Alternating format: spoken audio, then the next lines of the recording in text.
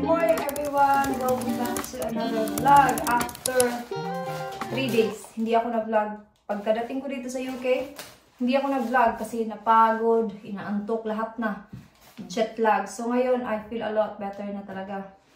Kasi, yung ginawa ko, nag-nap ako pagkahapon, pagkatanghali dito sa UK time, para pagkagabi, gising ako. Kaya yun ang ginawa ko. Kaya mabilis yung aking jet lag recovery. So ngayon, ang gising ko today, 6:21. Kasi nag-nap ako kahapon ng 2 hours. Tapos gising ako hanggang 9:30. Tapos gumising ako ng 6:21. And parang nabalik agad yung katawan ko. Ang bukas meron akong pasok ng 4 hours. So na-drop ko na si Kira sa school. And tsaka nag-stop lang ako sa Co-op. At tsaka sa Superdrug. Kasi bumili ako ng toothpaste kasi naubos na. And then itong mouthwash. And itong floss.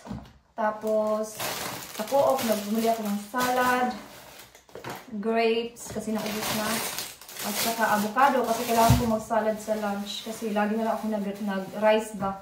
Kailangan kong i-balance yung kinakain ko para at least healthy din kasi diba jet lag and kumain din ng healthy. So yun, dyan lang muna yan.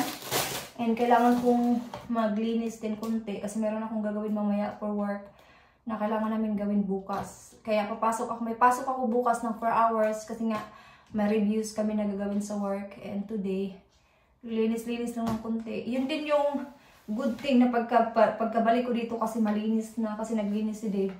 And hindi ko na inisip yung paglilinis. Nag-relax lang talaga ako, natulog. Tapos as much as possible, relax talaga. Yung natulog talaga ako while nasa school si Kira. Kaya mabilis yung aking jet lag. Yun lang yung suggestion ko pag nag-jet lag. Tulog lang talaga. Ibalik mo agad dun sa tulog. Kasi madali kang makarecover. Kaya parang I feel alive again. And also, mabilis din yung recovery mo pag taga dito ka na talaga. Kasi yung isip mo ba. I mean, nasasad pa rin ako. But madali kang makarecover. Kasi syempre, taga dito ka na. And yung katawan mo, madali siyang maka-use sa mga ginagawa mo before.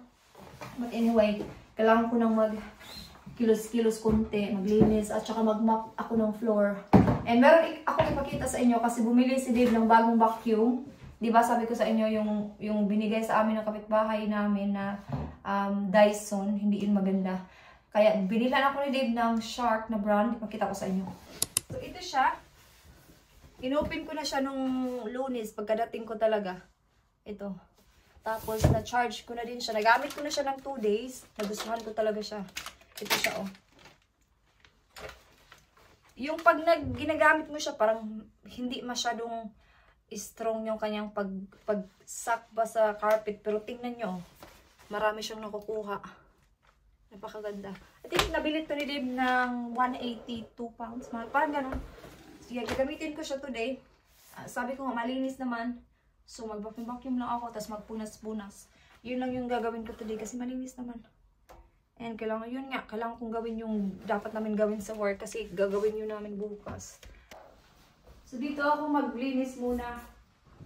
Nalinis ko na ito kahapon. Pero paano-ano lang ba? Ito yung mga ganito. Binigay ko ni Kira nung dumating ako.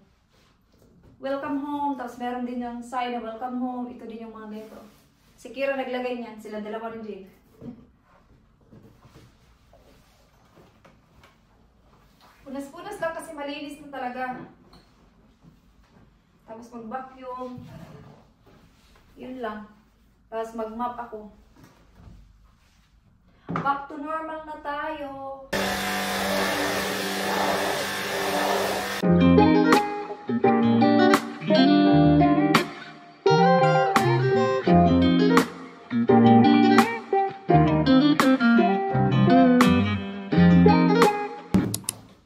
Kailangan ko na siyang itapon. Diba? Kasi empty naman na. Kaya stick ko lang dito, magkalat lang. So, hindi ako narinig na mayroon palang nag-bell. Kasi nag-vacuum ako, diba maingay. May nagpadala na naman ng flowers. So, ito guys. Ito kay Kira daw to. Kira. Tapos ito daw yung akin. Sure? Tanggalin natin itong anniversary kasi namin today. So, si Dave nasa work. Tanggalin natin. Tapos, pakita ko sa inyo. Ganda kay Kira, oh. Ganda din naman sa akin. It's a char! So, buti na lang hindi ako bumili ng flowers. Kasi bala ko pa naman bumili ng flowers kahapon. Kasi ano, gusto ko lang may flowers. So, ito yung kay Kira, oh. Ganda! Pak! So, natapos ko na yung isa. So, dito ko lang siya ilagay. Patayin muna natin itong, dito ko lang muna ito ilagay. Kasi mabango kasi pag may, ano ba, kandila na naka-on lang. Iwan ko kung kasya ito dito. Perfect. So, dyan lang yan. May isa pa akong gagawin. So, doon ko siya ilagay sa kwarto. Naglalast to ng mga 2 weeks. Kasi noong last time na binigyan din ako ni Jeep ng flowers, naglast talaga siya ng 2 weeks or more ba yun? Basta, punasan ko lang muna siya dito. Konting punas dito. So, ito yung Dyson, oh. Ibigay ko na yan or maybe i-post ko yan sa Facebook for free. Kasi hindi talaga siya. I-charge mo siya ng ilang oras tapos ilang minuto mo lang siya nagagamit tapos wala na. Kaya siguro binigay ng kapitbahay namin. Pero sinabihan naman niya talaga ako na pangit daw yung battery. So, para hindi naman dito nakastock, ibigay ko na lang yan siya. Alam mo, gusto kong ibigay sa kaibigan ko, pero hindi naman din niya magagamit. So, buti, ano ko na lang yan siya. Tapon. Siguro kung papalitan mo siya ng battery, siguro mag-work yan. Pero there's no point keeping it na hindi mo naman siya talaga nagagamit. Kaya, bumili na lang si Liv ng bago. Para at least, magagamit ko talaga. Pero hindi ko pa rin i-give up si Henry. Maganda kasi yung si Henry kasi pang deep clean talaga yun pag nag-vacuum ka. Ito mga ganito, mga cordless, maganda yan siya pag everyday, yung hindi pa masyadong makalat talaga. Yung wala masyadong alikabok yun. Pag analog mo ba? Freshen up lang, ganon. Kahapon, naglinis na rin ako dito. Pero syempre, back to normal na kasi yung katawan ko. Pero yung katawan ko may energy na. Kaya bumalik na ako sa paglilinis. So, tapos na ako maglinis doon sa sala at saka sa kwarto. Pakunti-kunti lang. Hindi muna talaga yung deep clean ba? Kasi sabi ko nga hindi naman siya marumi.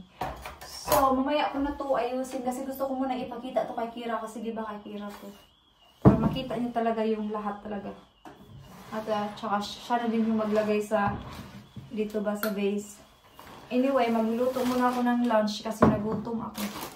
As in, nagutom na ako kasi yung kinain ko kanina, nagkape lang ako at saka yung tinapa. Yun lang yung aking breakfast kaninang umaga. So, kailangan ko nang kumain ng rice kasi may rice ako kahapon.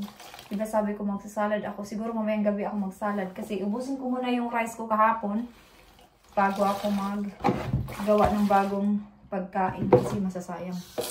Ito yung gagamitin ko mamaya pag nag-mop ako sa ano ba, sa floor. So, tapos na akong magluto ng lunch. Manok na may udong na may spinach. Pakita ko sa inyo. It looks yummy. Nagustuhan to ni Kira. Nagluto ako kahapon. Kunti. So, ngayon medyo dinamihan ko para makakain siya mamaya after school. Diba? Sarap-sarap. So, time check. It is now 3:45. So, tapos na akong gumawa ng aking assignment sa work. Natapos ko na siya finally. And then bukas, babasahin nyo ng aking manager. Ito siya. O, nilagay ko lang dito. Ito na siya. Like, what do I need to develop? Mga ganon. Why do I need to develop this? Mga ganon-ganon. Para mga service sa sarili mo ba? Para malaman din ng manager mo na ano yung mga bagay na ayaw mong gawin or pagawa sa'yo. Mga ganon ba? Pero ako, iba naman yung nilagay ko dito. More on customer service, warehouse job, mga initiative, mga gano'n. Performance goals, mga gano'n yung ilagay ko. Bukas, one-on-one kami bukas nito. So, yung mga ka-work ko is iba-ibang oras ba? From 9 to 10, mayroong 10 to 11, 12 to 1, mga gano'n. Yun yung mangyayari bukas sa aking work. So, maaga pa naman, no? So, mamaya na ako magluto ng dinner. Kami lang naman dalawa ni Kira kasi nasa London si Dave. And hindi ko alam kung uuwi siya today. May message ko. What happened? What happened, Kira? Show it to them. show it to the vlog. Oh my god! What happened to your finger? 1, 2, 3. It's a prank! May mga prank. Can I prank my school friends? Yeah, may mga laro. Yes! May mga laruan siyang prank ba? I'm gonna prank my school friends. Come on na, let's get ready for bath. I'm gonna prank my school friends. Maligo muna siya. I'm kidding. Tapos na kasi siyang kumain yung... Bye! So, it is now... Wala, 8:10 na pala.